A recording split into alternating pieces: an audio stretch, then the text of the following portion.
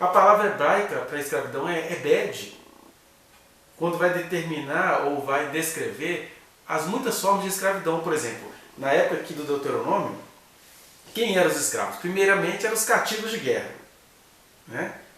O que já era um avanço, porque em outros povos, vencer a guerra significava mata todo mundo. Aqui não.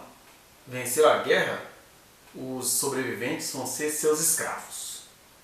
Quer dizer, é horrível, mas já era um avanço considerando-se aquela situação. Depois nós temos os que eram comprados. E aí você vai vendo, por exemplo, existia essa prática terrível, né, de pais venderem crianças, de um irmão mais velho que não gostava do mais novo vender. A gente tem essa história aí, por exemplo, do José, que foi vendido pelos seus irmãos. Então, vendia-se ou o estrangeiro que estava na sua terra, ou alguém de quem você não tinha afeição. Depois nós temos aqui, quem era escravos? Os endividados. Eu adquiri uma dívida e não conseguia pagá-la, então eu era escravizado. Ou eu me oferecia para ser escravo. E aí se incluíam os ladrões, por exemplo, porque roubou algo de alguém e esse ladrão não tinha recursos para repor isso. Então como é que isso era reposto? Ele ficava sendo escravo da pessoa de quem ele havia furtado ou roubado. Depois nós temos aqueles escravos que eram pessoas ali, a revelia da vontade dela, elas eram dadas de presente. O caso que a gente tem na Bíblia é o de Jacó, que deu uma escrava de presente para Lia, a mulher por quem ele não tinha muita afeição, né? Ele tinha duas esposas titulares, a Lia, mais velha, de olhos baços, e a Raquel. Aí ele deu um presente para Lia, foi a escrava Zilpa, né? Então dava-se pessoas de presente às outras para compensar alguma coisa, para dizer o seguinte: você é rejeitada por mim, mas você vai poder ser senhora sobre uma escrava. Olha que horror. O escravo também, ele entrava na questão da herança, né? Então, de repente, meu pai tinha escravos e aí ele morreu, o escravo que pertencia a ele passava para mim. E nós tínhamos aqueles escravos que já nasciam nessa condição, porque se a criança nasceu filha de uma mãe que era escrava de determinado povo, essa criança automaticamente era escrava. O interessante é notar aqui que, em meio a essas muitas descrições de escravo, primeiro, Israel tem várias leis que você vai ver no Êxodo, no Levítico, no Deuteronômio. As resumidas elas se repetem no Deuteronômio, onde se pensava em amenizar a situação da estrutura humana escravagista. Então nós temos aí, por exemplo, uma mulher de um povo que foi vencido na guerra.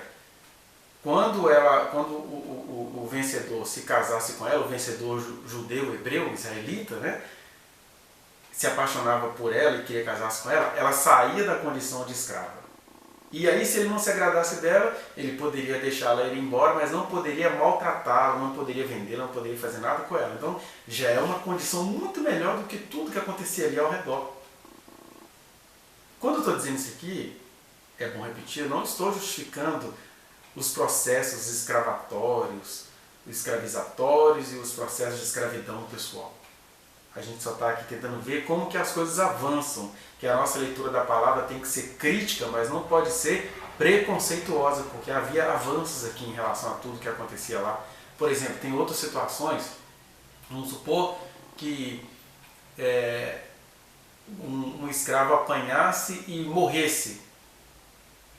A pessoa que bateu nele, mesmo sendo seu dono, tinha que ser morta. Era um avanço em relação a tudo que aconteceu, inclusive no Brasil. Era um avanço, não era a maior maravilha do mundo, mas era um avanço.